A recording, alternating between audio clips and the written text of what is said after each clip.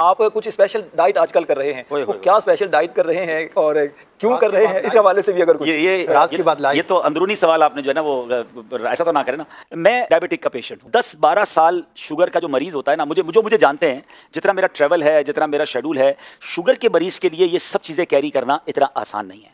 मगर मेरे साथ हुआ ये कि मैं पहले तो ठीक चलता रहा, मगर अब से 6 महीने यानी 1 साल पहले से मेरी शुगर ने इंक्रीज़ करना शुरू किया और मैं अल्हम्दुलिल्लाह उसको प्रॉपर्ली चेक करता रहा और 6 महीने पहले मेरी शुगर जो है वो काफ़ी ज़्यादा हो गई। अब मैं कंफ्यूज था कि मैं मीठा नहीं खा रहा हूँ और बहुत कम खा रहा हूँ और मैं अपनी डाइट को कंट्रोल भी कर रहा हूँ, मैं ज़्यादा भी नहीं खा रहा, लेकिन मैं अपनी शुगर को पकड़ नहीं पा रहा था और वो कंटिन्यू बढ़ती जा रही थी। फिर मेरी नज़र से एक फार्मूला गुजरा और वो फार्मूला है GPS। अब इसके ये फार्मूला क्या है, तमाम खास तौर पे शुगर के जो पेशेंट्स हैं और जिसको शुगर नहीं है वो भी ज़रा गौर से सुन लें, जिनका वजन ज़्यादा है, जो ब्लड प्रेशर की मरीज़ हैं या कोलेस्ट्रॉल के मरीज़ हैं। मैं सिर्फ अपना तजर्बा शेयर कर रहा हूँ, आप ये तमाम बातें अपने डॉक्टर के मशवरे से अमल कीजिएगा। मैंने अल्हम्दुलिल्लाह तमाम चीज़ों पर न सिर्फ पाकिस्तान के बल्कि बैरून मुल्क के डॉक्टर से भी मशवरे करके इस पर अमल किया और आज मैं आपको नतीजा बताने जा रहा हूँ।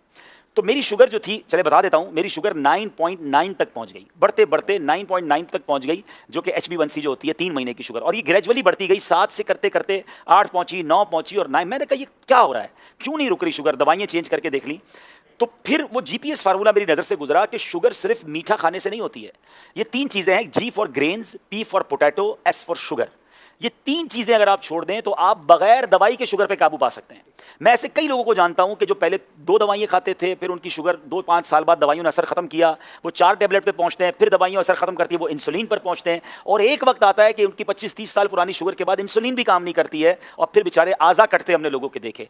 तो अब इस फार्मूले का जो मुझे बताया गया कि इस फार्मूले पर अमल करने से आप शुगर को रिवर्स कर लेंगे और आप दवाइयां भी छूट जाएंगी, पहले तो मुझे यकीन नहीं आया, मगर अब मैंने खुद अमल करना शुरू किया। अब उसका थोड़ा सा अमल मुश्किल ये है कि उसमें ग्रेन्स यानी आपको उसमें रोटी छोड़नी पड़ेगी, उसमें आपको चावल छोड़ना पड़ेगा, अनाज जो है ना वो छोड़ना पड़ेगा, क्योंकि ये डायरेक्टली कार्बोहाइड्रेट्स हैं। मुझे पता चला कि एक रोटी 4 चीनी जितना अंदर जाके काम कर रही है, वो चीनी नहीं है उसमें, लेकिन वो अंदर जाके कार्बोहाइड्रेट्स होते हैं बना रही है। अगर आपने 2 या 3 रोटियां खा ली हैं तो आपने 12-15 चम्मच शुगर खा ली समझ लें, और तो शुगर कहां से कम होगी। तो अब रोटी को छोड़ना था। अच्छा, रोटी मेरे लिए इतना मसला नहीं था, हम मेमनों के लिए चावल बड़ा मसला है, हम चावल बहुत खाते हैं, तो चावल छोड़ना था, रोटी छोड़नी थी, पोटैटो खैर वैसे भी इतना ज़्यादा मरगूब नहीं था, और शुगर वाली तमाम चीज़ें, बेकरी की तमाम आइटम्स। राशिद भाई, अल्लाह की रहमत से मैंने ये करते हुए मुझे 4 महीने हो गए। आज 4 महीने बाद अल्हम्दुलिल्लाह मैं आपको बताऊं, मैंने ईद के यानी एक दिन पहले 2 दिन पहले टेस्ट करवाया है, मेरी शुगर 7.8 हो गई है, 9.9 से 7.8 हो गई है। और मज़े की बात यह कि पिछले 2 महीनों से मैंने दवाई खाना भी छोड़ दी है। ये मैंने दवाई के बगैर रिकवर किया। अगर मैं दवाई खा रहा होता तो ये 6.5 हो चुकी होती, लेकिन मैं क्यों अपने अंदर केमिकल डालूं। मैं डॉक्टर से मुसलसल मशवरा करता रहा, तो डॉक्टर साहब ने कहा आप चेक करते रहे और कम हो रही है तो आधी आधी करते रहे दवाएं। तो अब मैं इस पोजीशन में हूं कि मैं पूरे दिन में अल्हम्दुलिल्लाह दवाई नहीं खाता हूं। फिर उसके बाद मुझे फ़ायदा ये हुआ, मेरा कोलेस्ट्रॉल था 220, 2 महीने पहले की बात कर रहा हूं, और आज कल की रिपोर्ट के मुताबिक 146 हो चुका है, विदाउट एनी मेडिसिन, सिर्फ मैंने डाइट से इसको कंट्रोल किया। कुछ फैटी लिवर के भी प्रॉब्लम्स थे, वो कम हो गए अल्हम्दुलिल्लाह, और भी बहुत सारी चीज़ें। मेरा तकरीबन 7 किलो वजन कम हो गया। मैं वजन कम करने की बहुत टाइम से कोशिश कर रहा था, मैंने कोई ज़्यादा कोशिश नहीं की, मैं खा प्रॉपर रहा हूँ, पेट भर के खा रहा हूँ, ऐसा नहीं मैंने खाना कम किया है, मैंने सिर्फ इन 3 चीज़ों से अपने आप को पीछे किया है अल्हम्दुलिल्लाह। अच्छा, फिर मज़े की बात यह है कि सिर्फ मेरे साथ नहीं हुआ, जब मैंने 2 महीने में रिजल्ट देखना शुरू किया, मैंने आसपास के दोस्तों को बताना शुरू किया। मैं नाम नहीं ले सकता, हमारे अरकान शूरा भी हैं, हमारे बड़े बड़े जिम्मेदारान भी हैं। आप यकीन करें, अगले 1-2 महीनों में जो उनकी मुझे कॉलें आई हैं, जो शुगर के पेशेंट थे, वो कहते हैं हमारी शुगर नॉर्मल हो गई है, लोगों की इंसुलिन छूटना शुरू हो गई है, वो इंसुलिन से दवाई पर आना शुरू हो गए हैं। अब मैं आपको ये सारी बातें बताने के बाद अच्छी नीयत के साथ अपना शेड्यूल बताता हूं, क्योंकि कुछ लोग जब मैं ये बताता हूं ना तो वो कहते हैं यार रोटी और चावल के बगैर जिंदा कैसे रहेंगे। ठीक है ना, मैं 4 महीने से जिंदा हूं और मैं पहले से अच्छी लाइफ गुजार रहा हूं, बहुत फ्रेश फील करता हूं।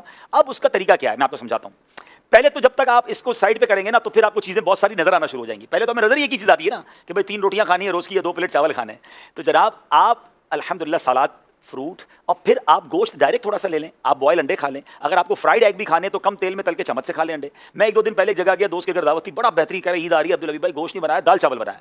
अच्छा, अब मैं पहले क्या करता था, जब शुरू में मैंने डाइट शुरू की तो मैं लोगों को बताता था मैं रोटी चावल नहीं खाता, तो फिर लोग क्या करते थे बेचारे, वो बारबेक्यू मंगवा रहे हैं, महंगे महंगे खाने मंगा रहे हैं। मैंने कहा ये तो गलत हो रहा है, तो अब मैंने बताना छोड़ दिया है।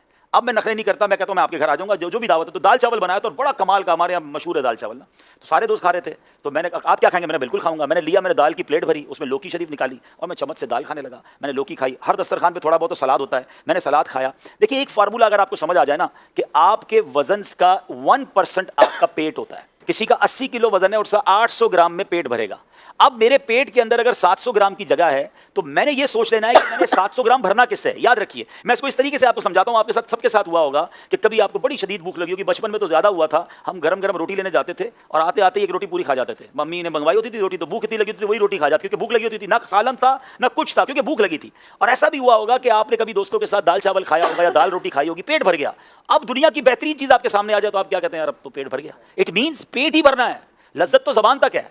तो अगर आप इस 700 ग्राम की इस प्रॉपर थैली को अच्छी चीजों से भर लेते हैं तो आपको फिर खत्म हो जाएगा चैप्टर, आपका पेट भर जाएगा। तो पहले कोशिश ये करें कि फ्रूट या सलाद सामने आ जाए, 300-400 ग्राम वो खा लें, ठीक है। अब उसके बाद जो खाना खा लें। तो अब आप 400 ग्राम वो खाएंगे जो अगर मिसाल के तौर पे सेहत के लिए अच्छा भी नहीं है, तो वो आधा तो आपने अच्छा खा लिया। यानी बहुत सारी चीजों को अगर आप आज सेहत के मामला जो डॉक्टर्स बता रहे हैं उसको अगर आप सुन्नत से कनेक्ट करें तो बहुत चीजें आपकी बेहतर हो जाएंगी। आप ये कर कर रोज चेक भी करें। मुझे किसी ने कहा मोटिवेशन कैसे मिलती है आपको, मैंने कहा मुझे रोज रात को तोहफा मिलता है।